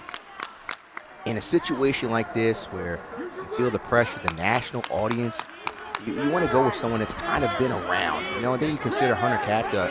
He was really got a stall call against Borst, but you have Hunter Katka who may not have had, he's only had 6 matches in college against someone like Deontay Wilson, who's had more than 50 matches. It makes a difference. Deontay Wilson, an NCAA qualifier last year. He was the ACC runner-up, losing to the talented Pitt heavyweight Demetrius Thomas. 3rd year in the Wolfpack lineup. Young man who has faced off against some good ones, some of the best in that NC State wrestling room and the RTC in Raleigh when you're talking about the big Gwiz, Nick Gwizdowski and Timmy McCall. All of that work paying off as he has put together a strong run and was able to come up clutch on a number of occasions last year for NC State late. Can he deliver on the road tonight? Deontay Wilson has a good gas tank. And you'll see him at the end of periods bouncing in the middle. And look at him, he's stalking Borst. Borst has got to create some angles. Can't go at him straight ahead.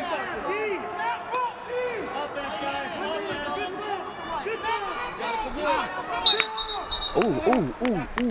Something happened. Oh, no.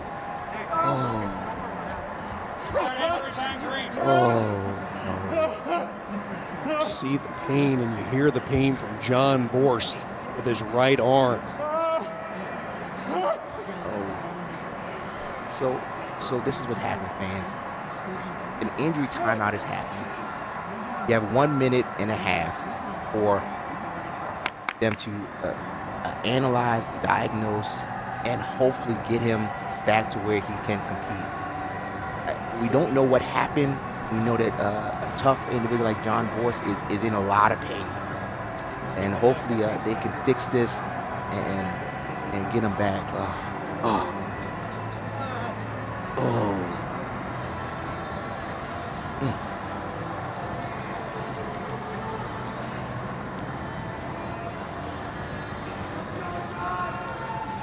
So as the coaches are there to support. You can't coach in this scenario right here.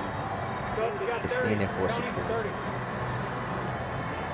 Heard the official telling Tony Roby there's 30 seconds remaining in the injury timeout. Obviously a very concerned look on Roby's face. Jared Haught, the assistant coach out there trying to encourage Borst as we take another look at that right arm. really didn't see anything that was illegal or something weird. So because he got injured, it now becomes the non-injured wrestler, Deontay Wilson's choice, and he took bottom. So you're saying, how is it 0-0 in the first period and someone takes bottom just like this? There was an injury.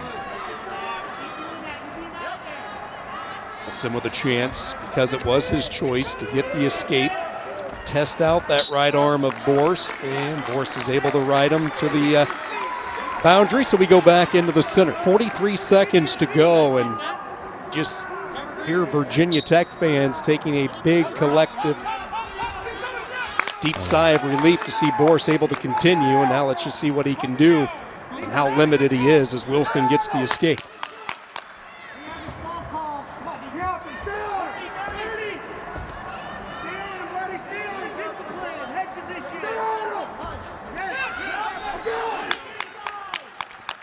This is where Deontay Wilson starts to get stronger.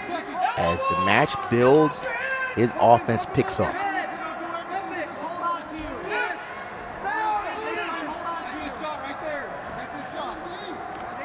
And you hear NC State saying, stay on him. What that means is, we know that you're going to get stronger, so you got to break him. Don't forget, coming up next, it's Ballmen Not on Campus with Jay Billis, LaFonso Ellis, Seth Greenberg, previewing the ACC slate of weekend games, plus the latest news from around the conference. It's only on the ACC Network, ESPN app. Wilson starts underneath. He was able to get away a few moments ago, trying to do the same here. Borse unable to contain, and a 2-0 lead for Deontay Wilson. Borse at this point has to commit to something. He's got a stall call against him, and Deontay Wilson is going to keep attacking.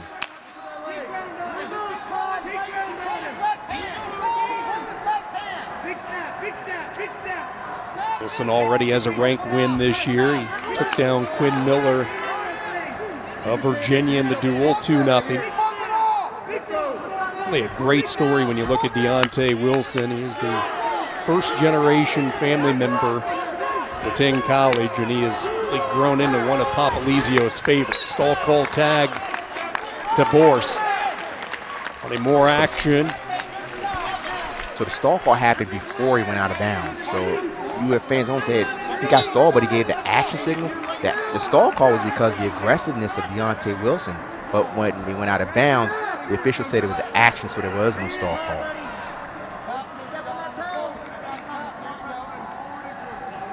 And back to Deontay Wilson. Hard work, coming up from a tough background. Wrestling really provided the guidance in his life, and he's fairly new to the sport. He didn't start wrestling until his freshman, sophomore year in high school. It's a New York product, Amityville Memorial, and the connection to the Northeast, obviously, with Papa Lizio. Days at Binghamton. In fact, both of these coaches tonight, Roby and Papa Lizio, different tenures guiding Binghamton's program.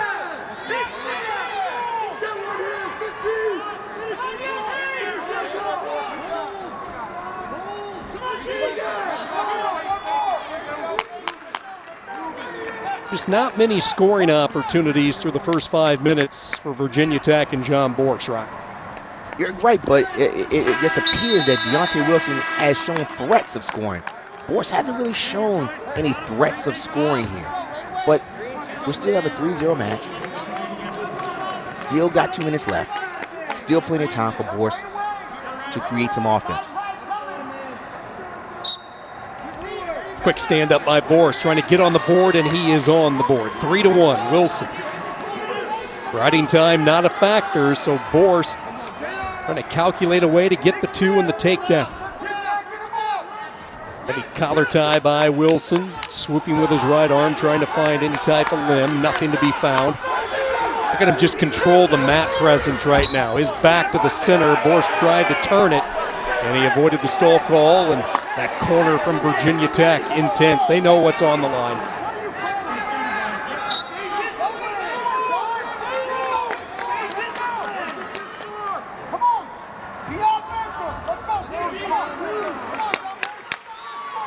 Borsch is going to try and pick his moment. He knows that Deontay Wilson is light on his feet for 260 pounds. He moves well, but Deontay Wilson is holding center, meaning his back is towards the V and the T of Virginia Tech, and John Borsch's his back is to the outside.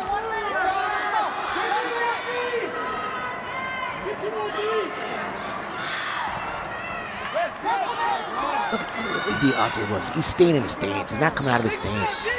Banging the head, still working, trying to earn his points.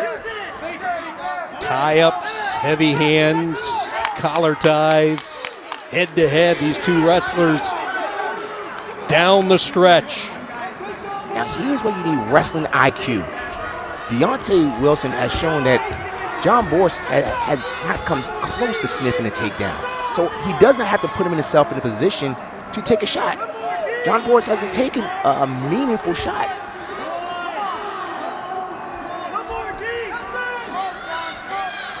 If Borsch is going to pull something out, he needs to step on the gas now. 15 seconds. Deontay Wilson and NC State trying to go back out in front. Wilson knows he has it. And the defense again for Deontay Wilson. This guy is tough to score on. He wins by decision. And it comes down to 125. NC State, the nation's longest, on the line when we come back as we close out from Blacksburg at 125. 2 years ago, when these two teams met here in Blacksburg, it came down to the tiebreaker criteria. Could we be heading down that path? NC State leading by 3. And you take a look at the criteria, and it goes as the order listed. The first one, the greater number of victories. The second one, combined total number of falls, which we have not seen any tonight. It will come down to that third tiebreaker, possibly, with the total match point score. Here we go. Final match of the night, 125.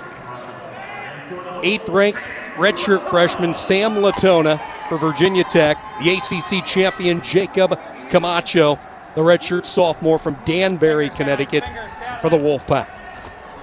What are we looking for early on in this one, Rock? These guys have wrestled before. And last year, Latona beat Camacho, even though it was his redshirt year. Also wrestled in freestyle. So these guys are not new to each other. But just because you wrestled last year doesn't mean you're the same wrestler. And I'm so excited about this. This is just perfect night of wrestling. You mentioned third meeting between these two in the last couple of years. Latona beat Camacho in the scuffle last year, 10-5. They met in the freestyle. Fingers here. Release it. As well in October, the U.S. Senior Nationals, again won by Latona. Sam Latona redshirted last year, went 20-2, wrestling unattached. Just enjoyed a big year of development when you talk to Tony Roby. They wrestling in the state of Alabama. They feel very confident about Sam Latona, not just as a wrestler, but as a leader, as a redshirt freshman from the state of Alabama. Right hand's working. Trust the high C. Sam Latona is looking for a high C, which is when he's going to shoot to the right leg of Camacho. And Camacho's doing a good job because if he defends it, what Camacho likes to do is go to what's called a front headlock when he ties the head and the arm and spin around. Another good thing that both wrestlers are doing, they're moving their feet. You hear coaches say, move your feet, don't stay stationary. Because when you stay stationary, ooh, good re-shot.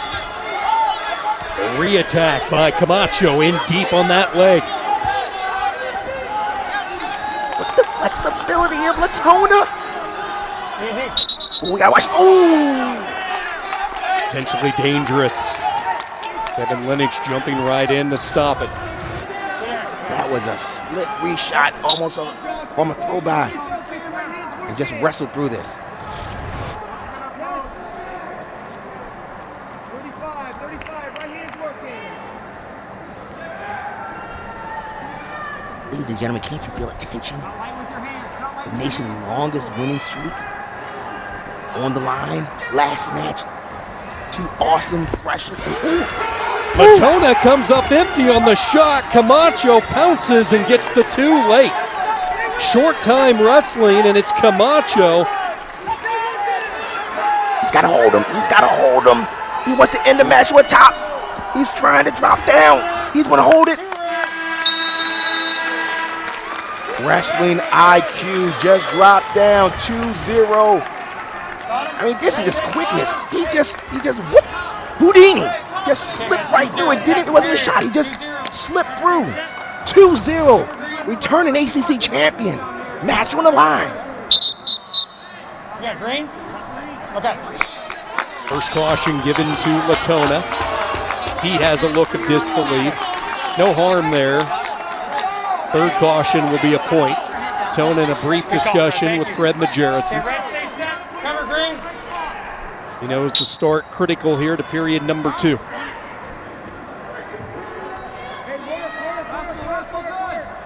Macho waiting for an opportunity to make his move underneath. And fighting as Latona tries to get control of that left wrist. Camacho trying to fend it off. Is inside the crotch area now. Camacho a sit out, pops free, and he gets away. 3-0 NC State. A Camacho win seals it for the Wolfpack. This is critical. We need a takedown either for Camacho to open it up or Latona to close it. This is where you want to make sure that you are secure in your offense and even better on your defense. Papalizio told us that Jacob Camacho is as big a student of the sport as he has coached. He carries around a huge notebook. He takes diligent notes after every match. Measures his heart rate consistently throughout the course of the day. Shot by Latona. Here's a scramble midway through the second period. No control. Latona's trying to cut the corner. He's got the leg sealed, and look at the length. The length of Latona just might get it. But look at this defense. You got to be kidding me. And there's the 2 for Latona. 3-2 Camacho. It looked like he was close to getting out, but Latona finishes. So at this And point, now, can Camacho get out? He does. 4-2. Neutral.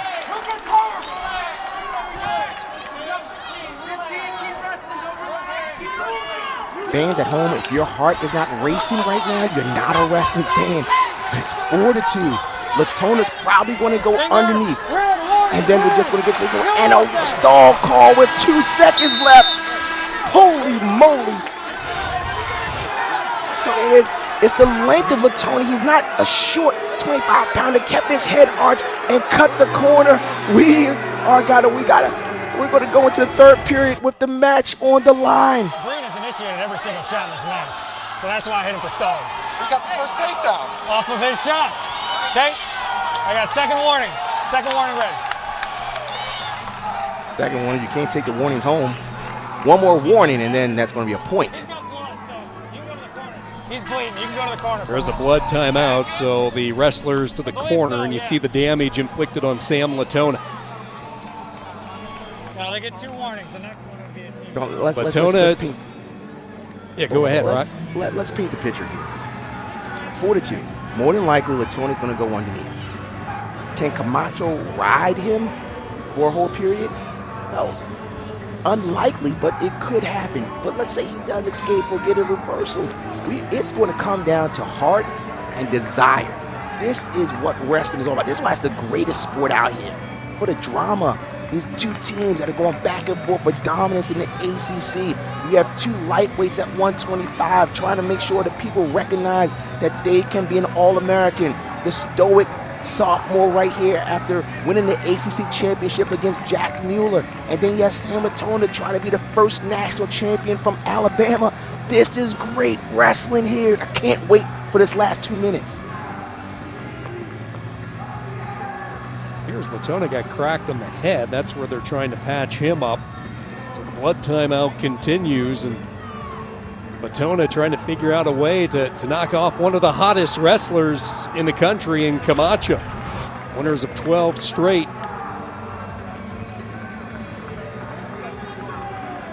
Pointing to his corner.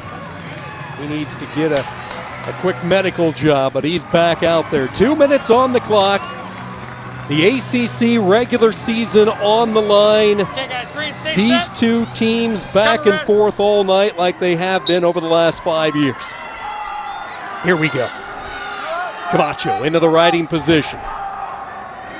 Stand up by Latona. Camacho able to bring him back on the mat return. You'll see Latona right back up, though. He springs back up. Action there, guys, action. Keep in mind, Camacho has a stall call against him. He's got to keep working, and he's doing a good job of working. And you can feel that the coaching staff of Virginia Tech is going to be saying, he's stalled and he's got to return him to the mat. But what Camacho has to do is make attempts. If he's attempting, that's not a stall. And he's attempting to bring Latona to the mat. Red, just a little quick, Red, a little quick, okay?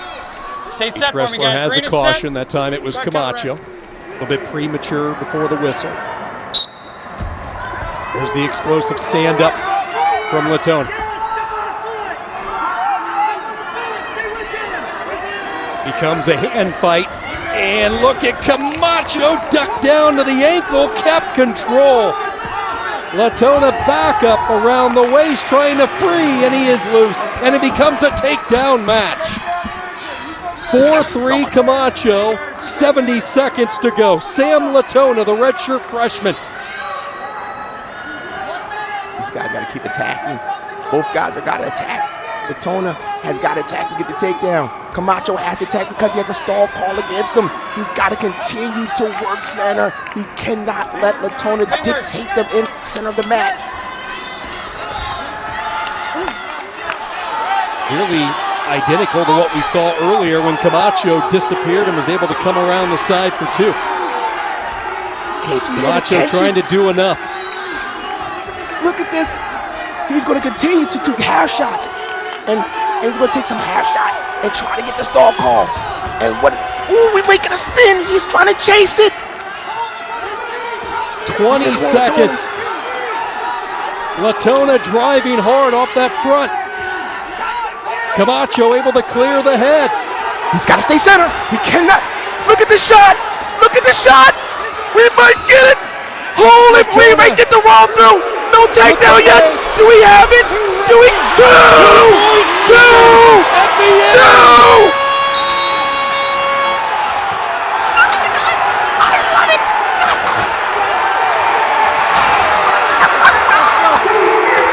Unbelievable in Blacksburg.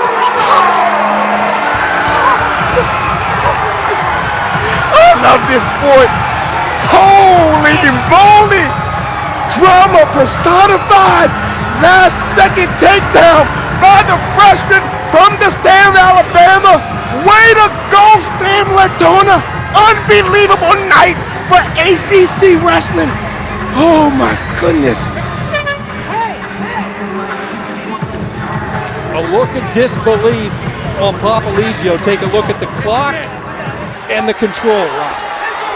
He's good. He tried to do a roll through, and what happened was San Antonio caught it. The leg was covered. Good call, no doubt. And he got the takedown and the back points. Oh my goodness.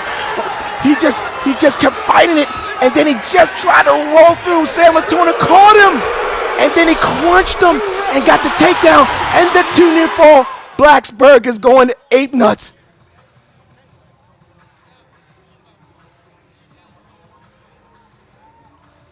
So what you're seeing are the officials going through the tiebreaker criteria right now, and we are deadlocked at 16. Greater number of victories. Each team won 5. There were no falls tonight, so you go down to that third one on the list. Total match points scored. They're going to total up the points. If it is tied there, then they will go to the total near fall points scored. So as you start to do the math, isn't this great? So you start to do the math, the match points are 48 apiece.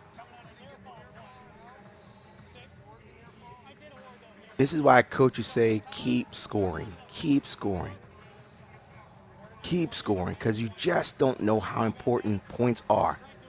This is just, what a wonderful night of wrestling. This is just awesome. Two teams that really want to prepare and wrestle well. I mean, regardless who wins, it's just been a great night for the fans.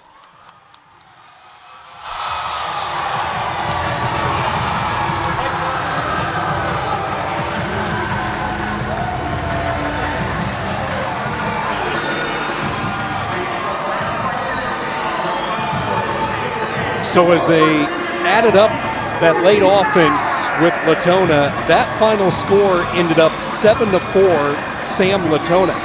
So with that additional point, it then was decided by the third criteria for the tiebreaker, which was match points, and Virginia Tech with 49 compared to NC State's 48. That close. A flip of the script from 2 years ago when the Wolfpack won on criteria. Tonight, it was Roby's bunch from Virginia Tech ending the nation's longest win streak as Virginia Tech takes supremacy in the ACC. That's the story from Blacksburg. For Rock Harrison, I'm Sean Kinney saying so long. Coming up next, it's Ball Men not on campus. So long. Good night from Blacksburg.